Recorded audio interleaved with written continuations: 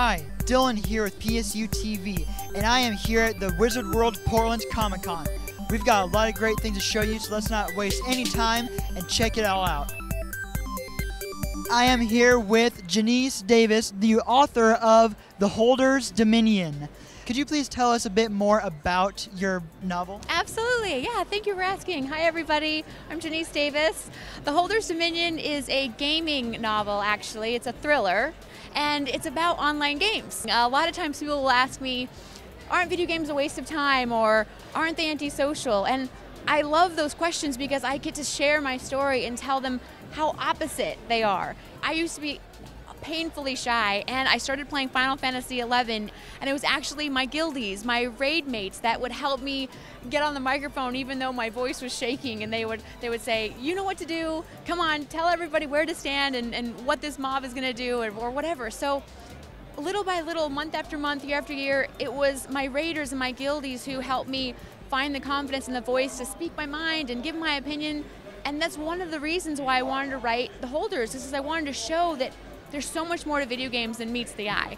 I was on this panel with these esteemed panelists, and we got to talk about where video games have been, where we are now, and what to expect in the future. And in Holders, this novel is next-gen MMO. That's what the college players, which are the main characters in the book, these college kids on this campus, they are playing this next-gen MMO and have no idea what they're getting into when this real-life hacker takes over and starts manipulating and changing the rules. And so Kaylee, the protagonist, goes after him. It's a thriller. I can't spoil too much, but any gamer or anyone who knows a gamer will love Holders for that. Do you have any other books you're working on? You know what? I planned on Holders being a standalone, but the publisher wants a sequel, so I am working on a sequel, plus another 2 additional novels that have totally their own story, their own environment, and so it's been busy. It's been a really busy year. Holders just came out, in March of 2013, and to see both gamers and anyone that maybe doesn't play but knows a gamer, to see them rally around this positive message that gives this new spin on gaming, it's been awesome. It's been an honor to be a part of it. You can find more info on genesedavis.com, and yeah, we better meet up again at Wizard World, right? At the next city, we have to. Hey guys, it's Freddy Krueger. In the flesh, not in the dreams. I'm here with Julie. So, could you please tell us what this beautiful machine is? This is a 1967 Chevy Impala used on the TV show Supernatural, and it's one of the original cars from the first season, built by the car builder Jeff Budnick up in Vancouver, BC, where they filmed the show. It's a real popular show. Basically 2 brothers drive around the country killing demons and fighting evil, and it's a hit show, very popular. I understand you went to school for civil engineering. Where did you go to school at? I went to Portland State University. It's a great school for engineering. I love being there. I wish I was still there. It's much better than being out in the working world. So I would like to go back and study something else. I am here with Alex, and he is the Alor'ad of Seron clan, which is the local Oregon chapter of the Mandalorian Mercs. What is it that first drew you into the interest of Boba Fett's expanded race history or life history? Basically, you are introduced throughout this book series about the Mandalorian culture and the brotherhood that they embody. And so much of the Mandalorian society is built on friendship and brotherhood and family that it really drew me in. We actually embody not just wearing the costume, but we embody the feeling and the emotion that you get from being part of a clan or being part of a larger family. We are a worldwide organization, over 850 members worldwide on all of the continents, except for Antarctica. We have a huge presence in South America, in Europe, over in Japan. Most of our membership is in the United States and Canada right now, but it is expanding. How much time does it take to build this, and how much would it cost? Mine took me about 6 months top to bottom, and it's in a constant state of upgrades. So I've added the bandolier, I've added this jetpack over here on the table. All the plastic, the raw pieces, probably only set me back about $40. The helmet's about $200. All together with all the materials and all the little bells and whistles, I'd say about $400, $500. How can we find information about the Mandalorian Mercs? So our worldwide website is going to be mandalorianmercs.org. I am the local leader of the Oregon clan, which is Seron clan, and we're on Facebook. That's Facebook/Seron clan, Seron. But you can find us through the worldwide website, and go ahead and find us, and we'll help you out and start helping you make your own armor. My name's Larkin. I'm with Ravenswood Leather. We make quality leather clothing and costuming. We make, obviously, superheroes. I'm Captain America. We got Batman. We've got Spider-Man. All kinds of costumes, all out of leather. We do custom superheroes. What first drew you into the leather making industry? It's one of those things that it built over the years and grew into a really amazing business. Where can we go to find some of your work outside of Comic-Con? You can always look on our website, ravenswoodleather.com, and you'll find us at events all over the West Coast and some over towards the East Coast, Renaissance fairs, Scottish games, Celtic festivals, and obviously Comic-Cons. Let's go see if we can meet some of the people around here.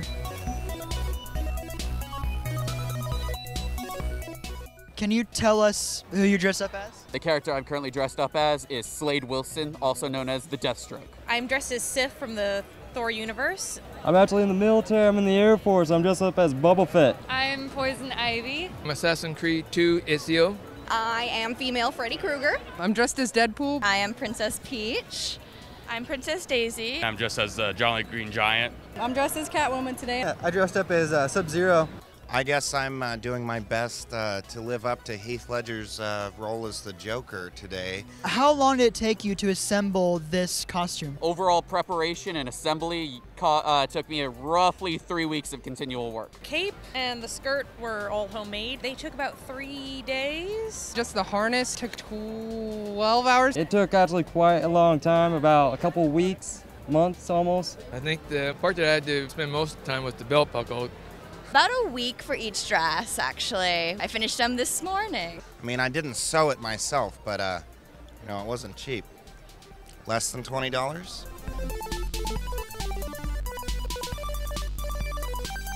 I am here today with the one and only cosplayer icon, Ivy Doomkitty. So for those who don't know, what first got you into cosplaying?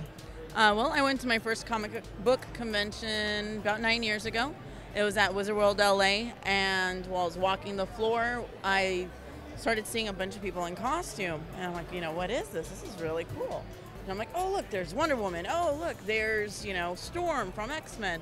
I like the concept of just being able to embody that character or show your fandom through a character you either liked from childhood, grown up with, comics that you read, stuff like that. And at that point I was like, this is something I really want to do, but I didn't actually do it until San Diego Comic-Con 2012, which was the first time I actually made a costume and walked the floor. How many costumes do you think you have? Roughly around 20 at the moment.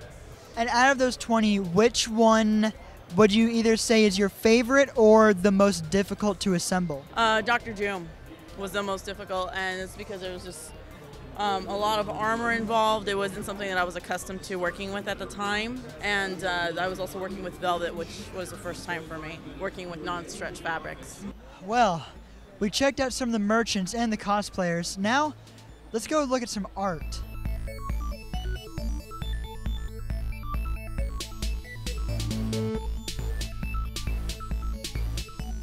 My name's Leibelman. I'm a comic book artist. I started in the industry about 20 years ago working for Marvel Comics. These days I work in films mostly. I do storyboards, concept art. Some of these paintings were done for movies, others were done as comic book covers. Some were done because I'm just a fan of these films. When was it that you first really wanted to do this for a living? Oh, I've always wanted, since I was a kid. Yeah, I went to art school. I was lucky enough when I graduated to get a job at Marvel Comics. And I've been doing it ever since. Where can people go, like outside of conventions, to find your work? I do have a website. It's called comicarthouse.com. And conventions. I do a lot of conventions. I am here today with David. Could you tell us a little bit about what it is you do here? Well, I'm a cartoonist and illustrator, so I come to the show to sell some of my comic books that I've written and drawn. I bring watercolor pieces. I do watercolor sketches at the show, and I also have prints available for sale. What first got you into doing this comic book artistry? In college, I was originally a painting major, but I wanted to focus on narrative paintings, and narrative painting in the fine art world really, it's kind of a rarer thing now. So I thought that comic books is a great contemporary storytelling medium. I wanted to tell stories, basically. Where can somebody go online to find your work? I guess the best spot right now would be buyerbewareproductions.blogspot.com. It's just kind of my general blog. I put up pictures I take, stuff I'm working on, in-progress things. I'm also working on a graphic novel with author T. Krulos. So if you go to ballyhoocomic.wordpress.com, we're doing an in-progress blog as we work on the book, up until production and publication. My name's Schell. What I do is, actually it was a mistake. It was a mistake, the process is I'll do a sketch. Take the sketch, you put it on underneath, a layer underneath, you do that, turn that like a difference, and it turns everything like negative, So you do this stuff in like negatives. How conscious do you have to be about what you originally draw the color as to get it to where you want it to be? Now what I do is after I get the the difference, I actually go in and lasso stuff and separate and put color underneath it, and it shines through like a bright light. So, light bright or bright light.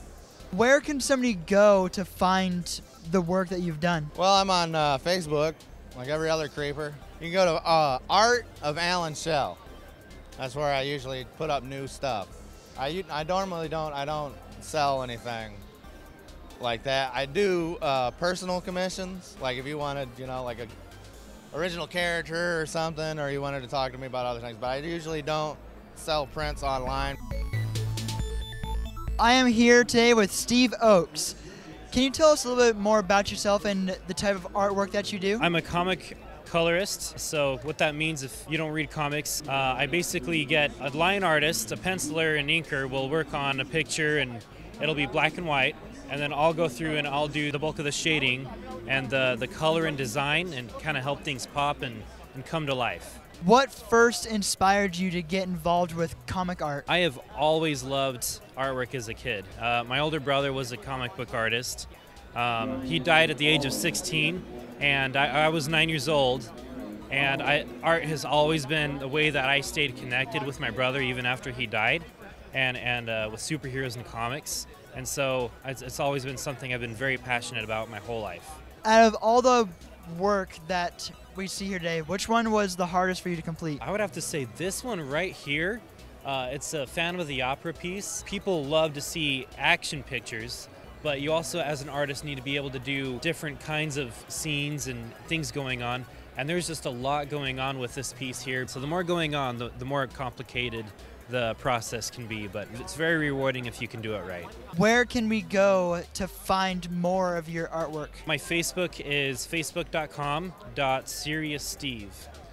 So search Serious Steve on Facebook and you should be able to find my page and all my new artwork. Wow, what a crazy weekend. Thank you very much for watching our video, and make sure you check out in the link below description to more footage.